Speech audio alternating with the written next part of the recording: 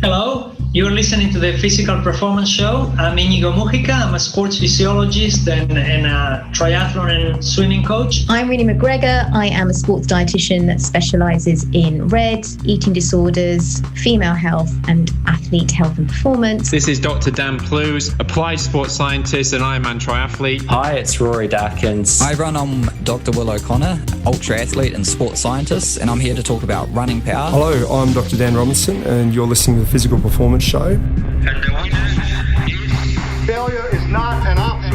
I've had my ups and my downs. I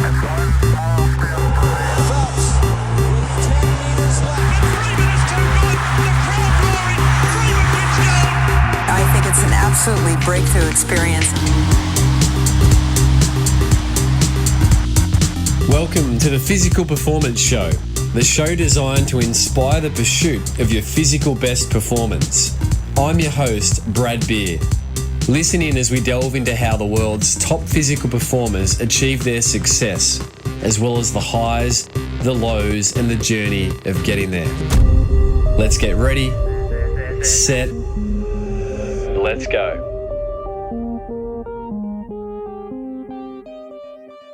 Welcome to the Physical Performance Show, brought to you by our very own Learn-Ins membership, where from just $5 per month, you can support the production of the show over on Patreon, and in return, receive free access to our back catalogue and all upcoming live stream events. I'm Brad Beer, sports physiotherapist and exercise scientist by trade and training, and founder of Pogo Physio. Each week, as you know, we bring you the latest and greatest information and inspiration designed to help you perform at your physical best. And of course, we do this across a range of our different episodes: interest editions, coaches' corners, featured performers, and expert editions. And coming off the back of last week's featured performer episode, featuring New Zealand up-and-coming long course triathlon star Kyle Smith, this week we jump over to a new episode type with what we're terming Catchupasode. That's right, a Catchupasode. I don't think there was a word before we formed it, but there is now. And on this Catchupasode, we're going to take a look back at some of the highlights from our expert editions that we've shared in 2021 to date, in the first quarter of this year. It's been said that repetition is the mother of all learning. And so with so many great learnings coming already through 2021, we thought it would be great for our learnings as people trying to pursue and perform our own physical best if we didn't gloss over some of the firehose learnings that come out each and every week, but instead, at least once a quarter, we purposed a revision, if you like, of some of the key learnings shared to date. So as we look back on this year's expert editions and the highlights around some of the topics shared and the conversation starters that emerged to date, we're kicking off with episode 252 that featured expert Rory Darkins, psychology researcher and mental skills coach, an episode that we dubbed Positive Psychology for the Endurance Athlete. And one of the things that really struck a chord for listeners of episode 252 was the difference between harmonious and obsessive passion, and how to avoid our own sporting pursuits and physical performance pursuits consuming us and becoming obsessive type passion, which can have some pitfalls. Here is a snippet from my conversation with Rory Darkins. Rory, one of the other great blogs on your website, rorydarkins.com, is the one about passion. Is it good? Is yours good for you? Where you touch on the difference between two types of passion. You say that one sort of passion will help you and one will harm you. Can you briefly speak to that concept and why that matters in terms of people out there trying to perform at their own best? Yeah, absolutely. And it's a great bit of research in the positive psychology space. Is a researcher by the name of Bob Vallerand over in Canada, whom I met at one of the first conferences I spoke at. He's really pioneered this field of understanding passion scientifically, and his model has shown really that there's two types of passion. So passion can be what he calls harmonious, or it can be obsessive. And the difference, so both forms of passion are valued activities that become part of our identity, and they're important to us in our life. However, the key difference is that if your passion is obsessive, then your engagement, the activity is kind of driving you, and there's so much as you really struggle not to do it. It's almost like a compulsion to do the activity, or to, it's almost like you need the activity, and whereas harmonious passion is better integrated into your life, where you're the person, you're able to choose whether you do it or not. And so a practical example would be, and I'm sure I'm interested to hear what you think around this, Brad, is that when an athlete gets injured, if the passion is obsessive, then the tendency to want to rush to be back in that activity is greater. The risk of re-injury is greater, and the mental health costs of not being able to do that activity for a period of time are greater. So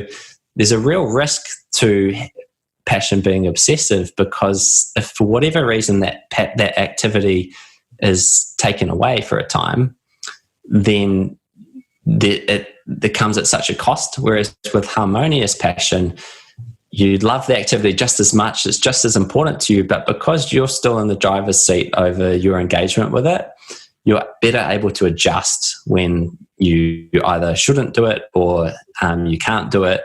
And, whether even into things like retirement, you're better able to adjust to new activities. So it can be important for us to just take stock on the activities that are sources of passion for us and think, am I driving this, or is the activity starting to drive me?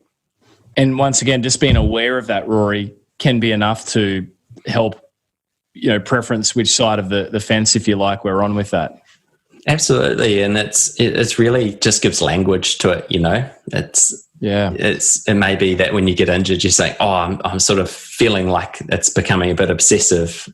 Okay, this is an opportunity to engage. One of the best bits of advice actually that Bob Vallerand gave for if you do identify as maybe you've got an obsessive passion, is not to get rid of that passion, because it's still a really important part of you and your life and your well-being, but is to actually balance that out with adding other things.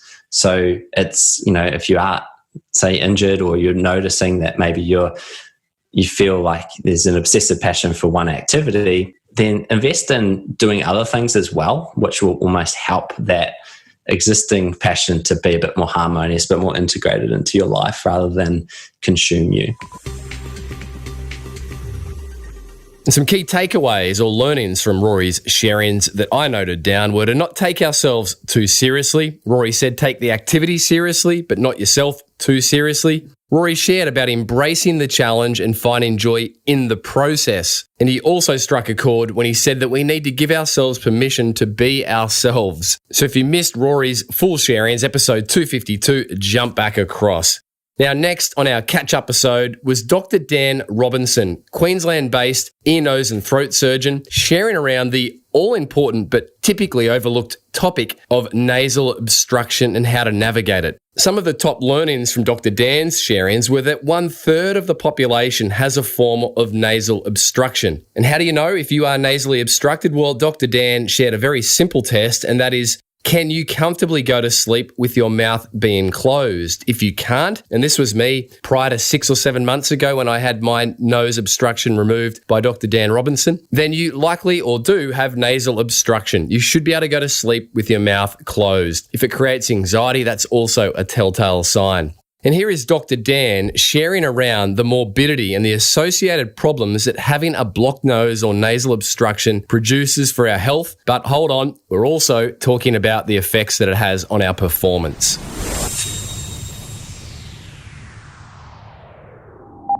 Humans are at birth obligate nasal breathers, and we know this with young children that have a blocked nose on both sides. They die unless you open up their nose within about 10 days. It's relatively rare, but following on from that, as we develop, our body develops workarounds associated with having a blocked nose, and they are not ideal from a physiological state. And so not breathing through your nose effectively causes specifically problems associated with sleep, as well as can change lung capacity as well. And people will notice that their ability to perform exercises which require a very large lung volume are improved if their nose is if they can breathe through their nose.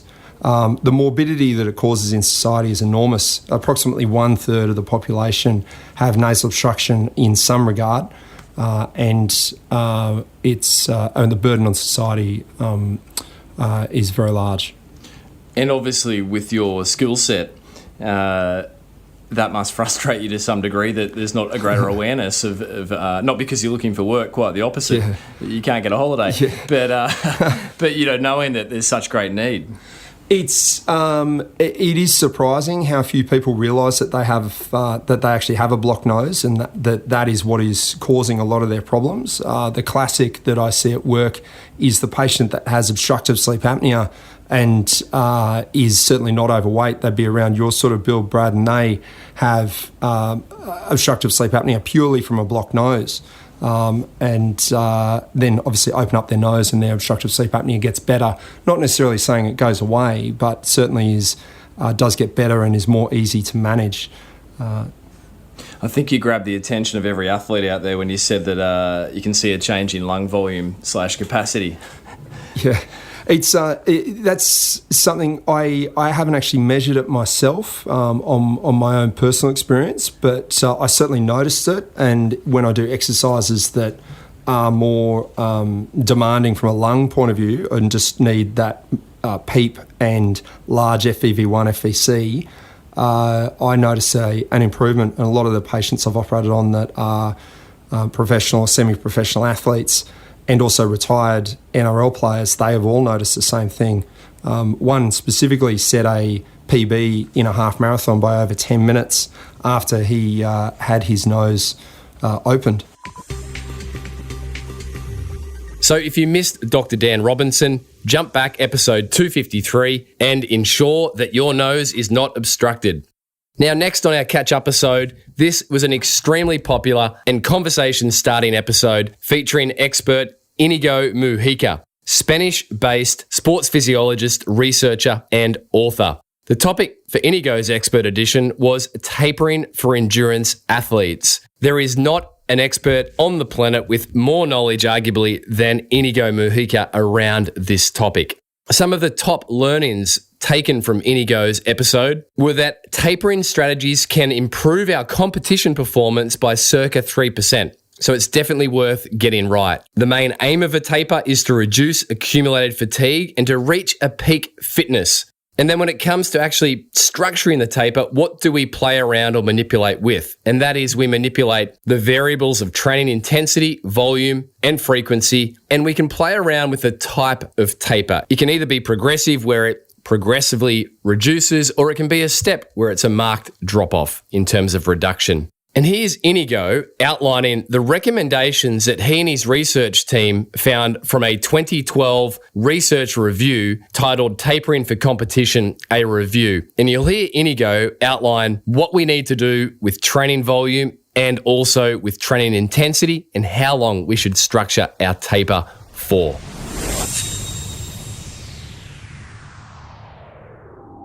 Can you summarise some of the recommendations that you did find in that meta-analysis, Inigo?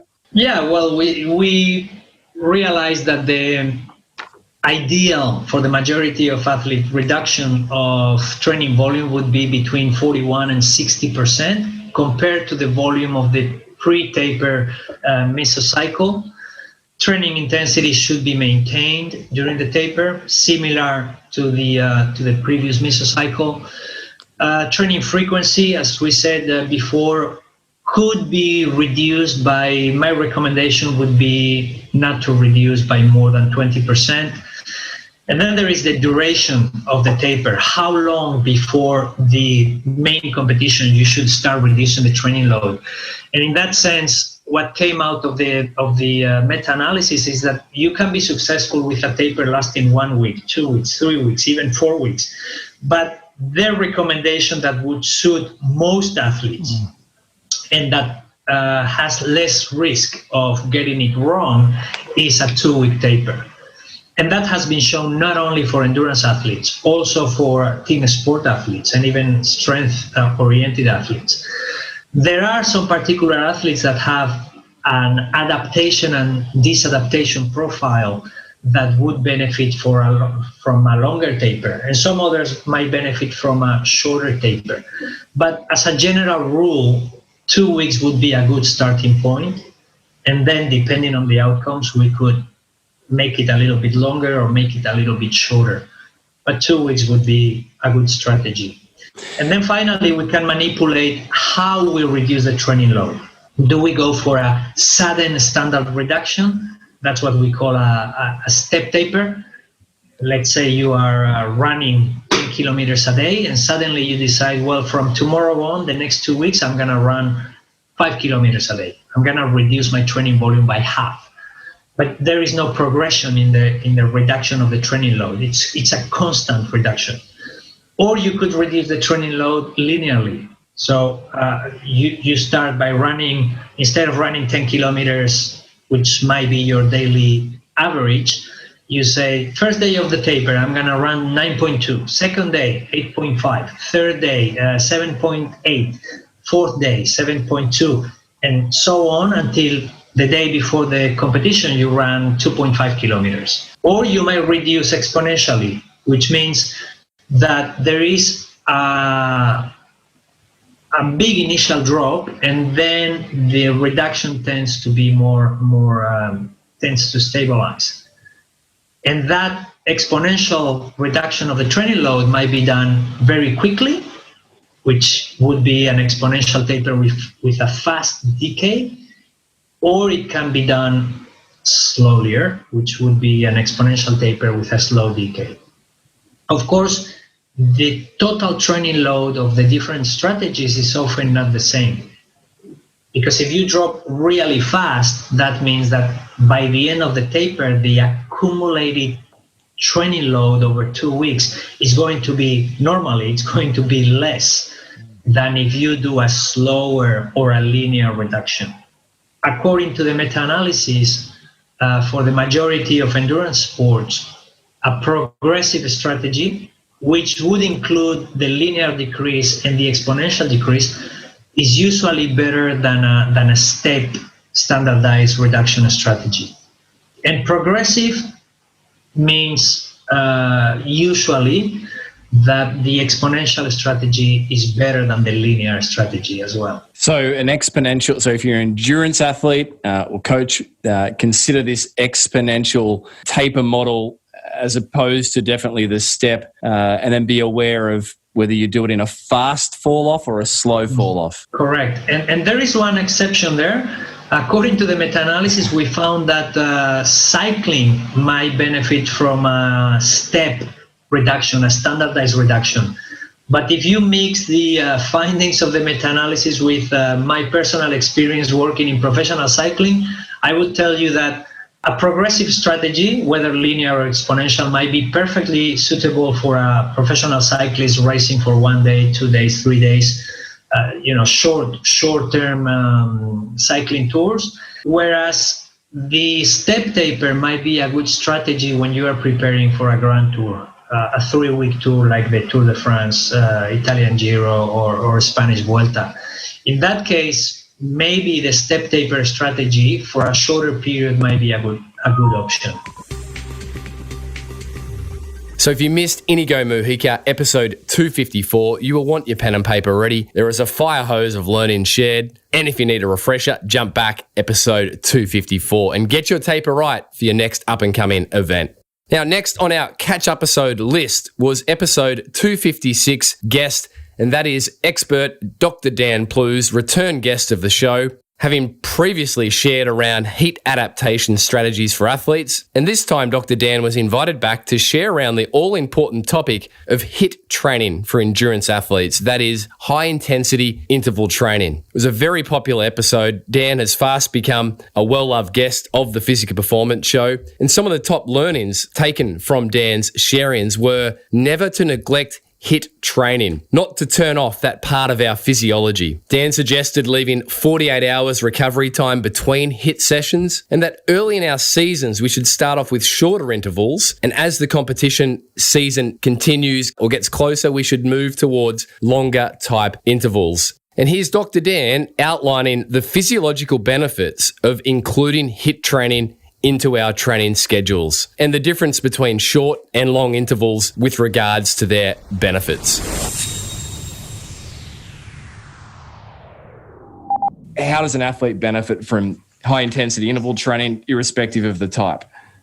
Yeah, so I guess when it comes to high intensity interval training, obviously first and foremost, it's part of a balanced program. I think that's the most important thing. I know you've had Stephen Sealer on here talking about the polarized training, but this is the perfect example of where high intense interval training would fit in that 20%, right? That's where that goes, and then the rest of it is that 80% low intensity. Typically, what you see is what's believed with high intensity interval training, and this comes out of some of the work from Dave Bishop's lab over in Melbourne, is that it's believed that the main adaptations from high intensity interval training are more central, so from the heart, cardiac output. But of course, there still are a lot of peripheral adaptations that are going on as well. But the main ones are thought to be more central. So you can think about some things with like increased cardiac output, and then in the peripherally, you can be looking at specifically things like something called MCT, which is monocarboxylate transporters in the muscle, which help shuttle lactate around for energy and things like that. They're really heightened when you're doing that high intensity interval training. But what's quite interesting in this area, Brad, is, some research has been done, because there's always a question between, okay, what type of interval training is the best? And there's been some research that's been done in comparing specifically short interval training with more of the long typical intervals. So when you're talking short, like 30 seconds maximal with 3 minutes recovery compared to 3 minutes on, 3 minutes off, that kind of longer based interval. And what the results typically show is that VO2 max is improved in both scenarios. So we see, if you're measuring that in the lab, when we see VO2 max, for example, sprint interval training, you'll get some good increases in VO2 max, sometimes better than you would see with the long intervals. But the difference comes in performance, and typically when it comes to time trial performance, and particularly something that's measured like maximal aerobic power, for example, you see more benefits from doing the longer type intervals. So when it comes to performance, of course, the maximal aerobic power is more of a prerequisite of doing well in a race. But they're two interesting factors that I think you really want to pull apart as a coach or a practitioner, because it then allows you to kind of know when you can target different things within your training program. And just to recap there, Dan, what I feel like I heard is the longer may be more beneficial than the shorter. Is that just in certain situations? Yeah, it depends. So for specific performance outcomes, like if you're doing a time trial performance, yes. But if you are just looking at increasing your VO2 max, for example, as a physiological variable, then no. They're pretty much the same, and in some situations, the short interval training is slightly better.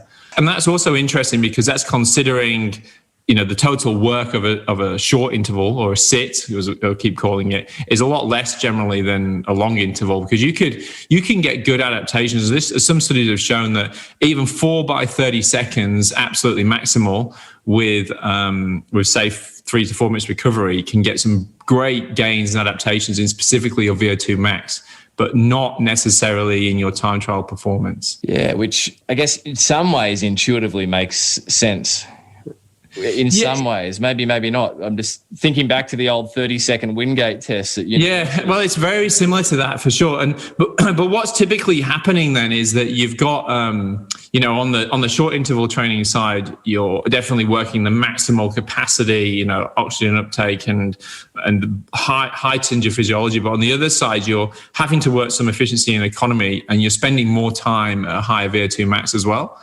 A higher VO2. So more time at VO2 max. So that's probably where you're getting some of the benefits, because then suddenly you're having to really focus on being efficient at a high VO2, whereas it's not really so much the case when it comes to the short interval training. And I think my feeling is, even though it's not being shown, is that, short intervals would be more towards that as well, would be more towards the short interval training, whereas the long intervals are definitely more towards the performance side. So, and that's the approach that I typically take when I'm coaching, and the athletes that I work with is early in the year, even in kind of the early general, like what you want to call the general phase of training, we'll always start off with short intervals. And then as the competition gets closer, move into more of those longer intervals, 3 minutes, 4 minutes, 5 minutes, even 8-minute intervals, because it's more specific as well. And always the principle of specificity is important when it comes to any kind of training, right? So if you missed Dr. Dan Plew's episode 256, jump back across with your pen and paper and update your skill around all things HIIT training for endurance athletes. Now, next on our Catchupasode list was featured guest, highly popular expert, Rory McGregor, UK-based leading sports dietitian and author, on a conversation we shared around fueling for health and performance. It was episode 258. And the top 5 learnings from Rory McGregor's sharings were that the biggest mistake athletes make is not eating carbohydrates. Rory shared that it's not about weight, it's about our body composition. That optimal performance mandates very high energy intake alongside a high training output. That we may have an idea that our eating has become disordered when it starts to create a sense of anxiety. And Rory shared some very key indicators for when athletes, active people, may be in a state of low energy availability, or what is otherwise now referred to as RED-S, relative energy deficiency in sport. And that is when female athletes lose their menstrual cycle or their menstruation becomes irregular. And for the men, it's when they experience less than 5 morning erections per week. Yes, this stuff can be awkward, but it is so necessary. If you're a male athlete and that speaks to you, then it's potentially a result of you being underfueled. This was such an important conversation. Underfueling is naturally going to affect our performance, but by gosh, more importantly, we want to avoid some of the dire health consequences that can result. And here's Rory McGregor sharing around the concept of why just because we may be a stable weight, it does not mean that we have energy balance. So reaching energy balance is what humans do. There's a biological bias towards achieving energy balance all the time, regardless of where that is, if that makes sense. So this is why it's so difficult when you have overweight, obese individuals who are trying to lose weight, because their body's kind of always working against them to a certain degree. And the other thing we know is that if you increase that deficit too much, so if you are somebody who needs to lose weight, but you increase that deficit too much, compensatory behaviors kick in to prevent you from dropping your weight too fast, too quickly, because the body doesn't want to do it. And actually, to maintain a healthy weight, this is really important. So for an athlete to be physically really well, as in they have enough energy to perform and adapt from their training. So that's something I would say is always worth having a conversation is they might be the right weight, but are you adapting? Are you noticing changes to your muscle mass? Are you getting leaner? Are you finding you're getting stronger? Are you getting faster? How is your performance? Because this is a real telltale area. And for an athlete to work optimally, what we found is that you need to have a very high energy intake alongside a moderately high training output. And that's how you maintain really good health and performance.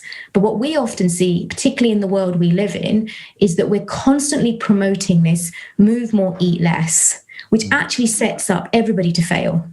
Because if you have these big deficits, you actually end up with compensatory behaviors. So if they're presenting time and time again, Brad, to you with issues, whether it's ligaments, tendons, pains, aches, whatever it might be, you're right, it's a big indicator that this is probably a fueling issue.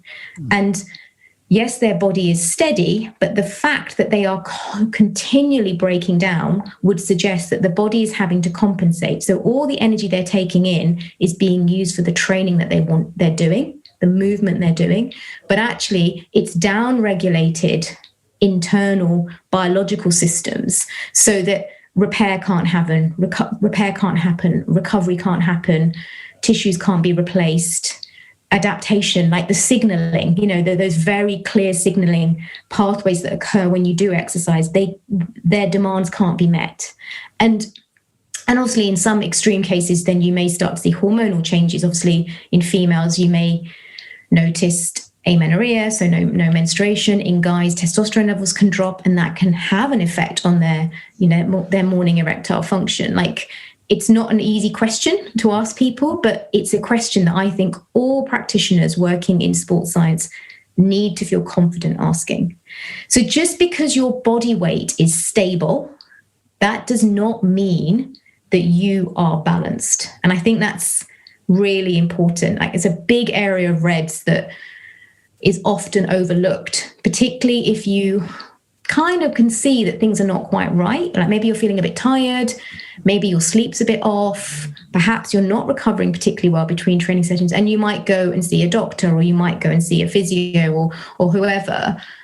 And because you look okay, the individual that you're, if the practitioner you're going to has no education on REDS or understands what it could be or how problematic it could be missed because, you're in their eyes, you're eating all right, you're doing exercise, and you look all right. So tick, tick, tick, right? So you have to go and look at slightly deeper level. And everybody that comes to our clinic, we actually do a full screen of bloods on, because you can get so much more information looking at metabolic function, inflammatory function, hormones. You can see so much looking at what's going on with hormones.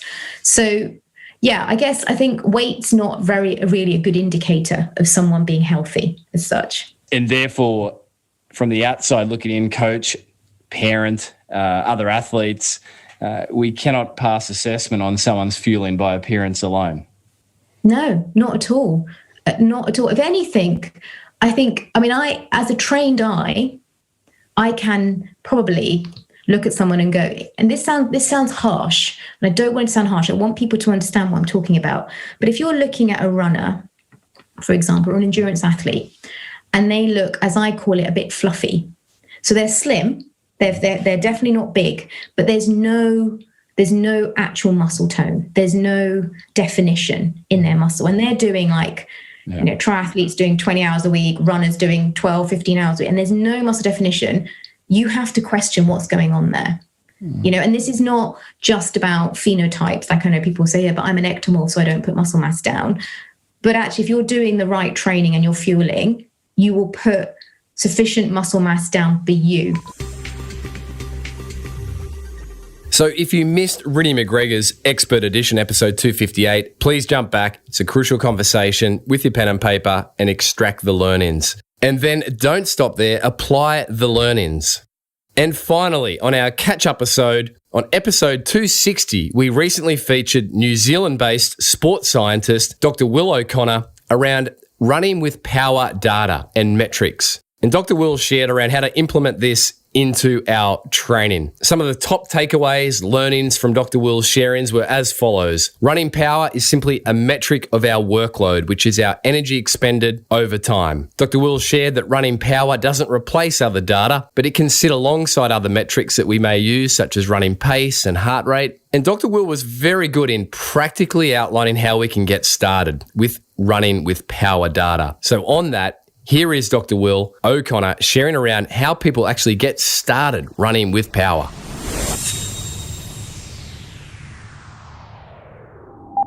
My recommendation is to get a stride power meter. So that's one that clips onto it's like a foot pod, and it clips onto your shoes, like your shoelaces. And so I would consider that kind of the gold standard of running power. That is their job. That company produces running power meters, and that's all they do. They also have a bit of an ecosystem platform which you can analyze the data.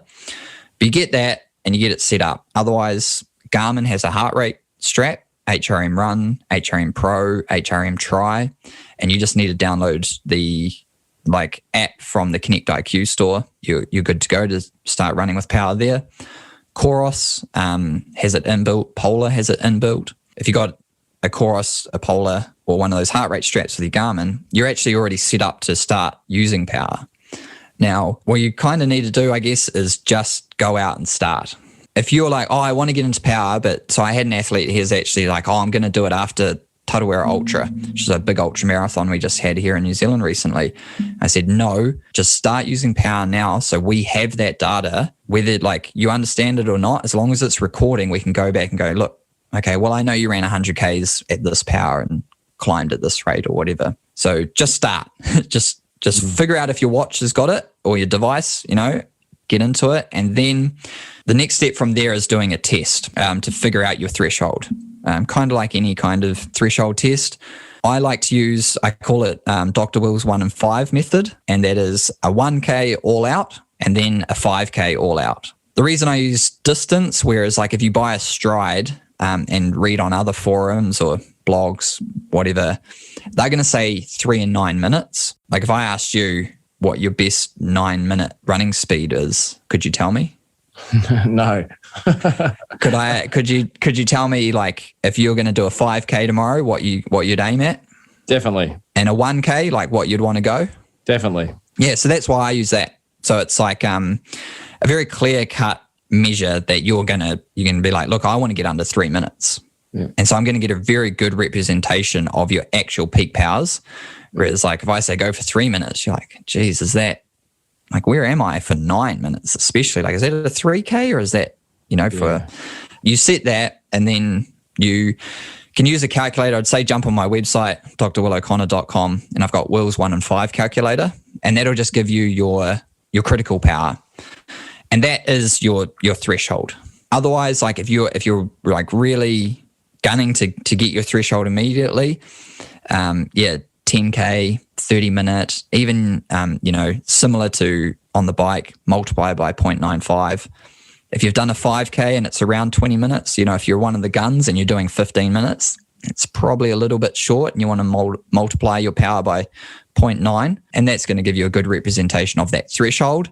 I like to work off of percentages of threshold. So just to recap there, we'll figure out if your device can do power. If not, look at potentially purchasing something like the Stride STRYD unit. As you say, it's sort of emerged as the gold standard device. Just start as your second tip, and then go figure out your threshold. And just to clarify, Will, 1 in 5, was a 1K effort, maximal all-out effort. Yep. In amongst a 5K effort. Oh, no, right? Sorry. No, completely separate. Okay. Yeah. So you do your 1K, personal best effort, all out. Yep. And then a few days later, you do a 5K. Yeah, all sorry. Out. Yep. All out. No, just to clarify, all out best effort. So you've got your two tests performed, then jump over, as you say, to something like your calculator, drwilloconnor.com, and there you can plug in your times and you'll get an output for your critical power, your threshold. Yep. Okay. Yeah. And otherwise, like you can use any critical power calculator for cycling, because what you're actually going to be doing is just inputting your power. So let's say 350 watts. And then my 1K was, 4 minutes 10. You're actually using the time. Yep. Because it's a duration-based calculator. And it's the same way that cycling calculates their critical power as well. And then with the power, you can work out your zones. Yep, totally. And then from there, you work out, zone 1 to 100. Depends what you're using. Yeah. Either 3 zone, 5 zone, or whatever, right? Yeah. Whatever you're familiar with. So if you missed the full episode with Dr. Will O'Connor, episode 260, jump back across and enjoy the learnings and get started running with power. So there you have it, our very first ever Catchupasode. Now, it's a new concept. You're welcome to let me know if you like it or don't.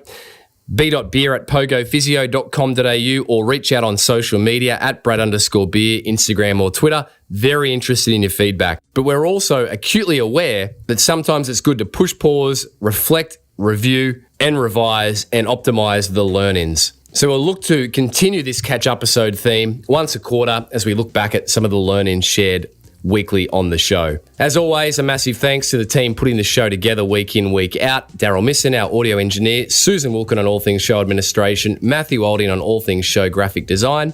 Big thanks to those leaving ratings and reviews, and a huge thanks to our patrons who have supported the production of the show. As we often say, podcasts, whilst free to download, are not free to produce. And this week, we'd like to thank and welcome new show patrons. Izzy Coombs, a keen 23-year-old triathlete based out of New Zealand. You can find Izzy over on Instagram at Izzy Coombs, ISSYCOOMBES. I'd like to also thank Dr. Val Milosevic, You can find Val over on Instagram at the Running Doctor #6. And also a massive thanks to UK-based physiotherapist Mike Janes. You can find Mike on Instagram over at the Endurance Physio. That's the_endurance_physio. So Izzy, Val, Mike, thank you for your support of the show over via Patreon, where for just $5 a month, you can receive free access to all our back catalogue of live stream events and our upcoming live stream events for 2021, all to support your learnings and your pursuit of your own physical best performance. And I'm very excited to announce that our next live stream event will in fact feature UK-based sports dietitian Rinny McGregor. We'll be doing a deep dive on all things fueling for health and performance across a 3-hour live stream with more details to follow, so stay tuned. And if you'd like to support the show, you can jump over to Patreon, just simply search The Physical Performance Show and become a Learnings member yourself. Now, coming up on next week's episode of The Physical Performance Show, we jump over to an expert edition featuring Max Paquette, well-acclaimed running-based researcher and physiotherapist. And Max shares around the concept of why we need to move beyond distance as a metric of measuring our running workload. Mike and his team recently published a fantastic scientific paper around this topic, and we explore the scientific paper along with practical takeaways to help us start to think beyond running distance alone when it comes to tracking our running training. Following Max, I actually sat down myself behind the microphone with a physiotherapy colleague of mine, fasciitis fighter creator Hamish Vickerman, and answered questions around common running related injuries. So plenty of learnings to come your way on the Physical Performance Show. Until next time, keep pursuing your physical best performance. I'm Brad Beer, and this has been the Physical Performance Show Catch-Upasode.